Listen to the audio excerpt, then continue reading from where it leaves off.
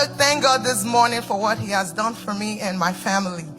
I relocated to Texas in June, which everybody thought it was a crazy idea. Even me, I thought it was a crazy idea. But when God speaks, I move because He's the controller of my life. So I came, I left everything I knew. I left everything new home I just built and everything, and came to Texas. And like I said, it's a crazy idea. Didn't know what I was doing, picked a job. I was making less than I've ever made, but I came because God said move. I got here and I had three things. I said, God, I'm not going to come to you. Don't take people back. Me, you take me forward instead of taking me backward. So where I'm going to, I have three things to show me that your hands is on my life. I'm not going to leave a nice home and come and get an apartment. I am not doing that. So I told God that part. And I'm not bringing my family over here, my children, and we're going to be struggling. I said, so God, you need to give us a place to stay. You need to settle us.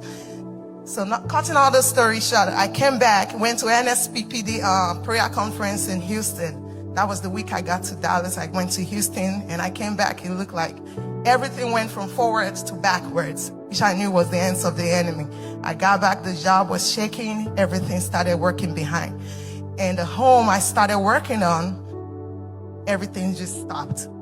And I've put so much investment into it, and nothing was just working. And I said, God, you have to do this. This was why I came here. And I said, I'm not going backwards.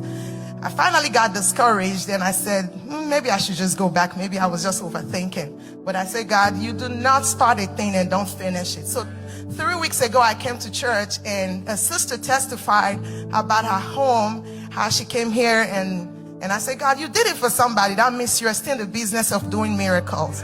So I told him, I said, God, this home is going to close and I'm going to move in. Just praying, and I saw Pastor outside, and I told him, I said, I need you to pray for me and touch and agree with me. That was 3 weeks ago, and he prayed.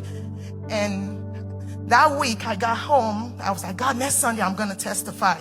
It didn't happen, but on Saturday something happened. I was home and something just told me, this paperwork, these things they're asking for, why don't you do it this way? Why don't you do it this way? I was like, oh, okay. So Monday I called. I was like, this is what's been holding me back. This is this. They're like, why did you not talk about it? Why didn't you show us the paperwork like this? And I started working on it.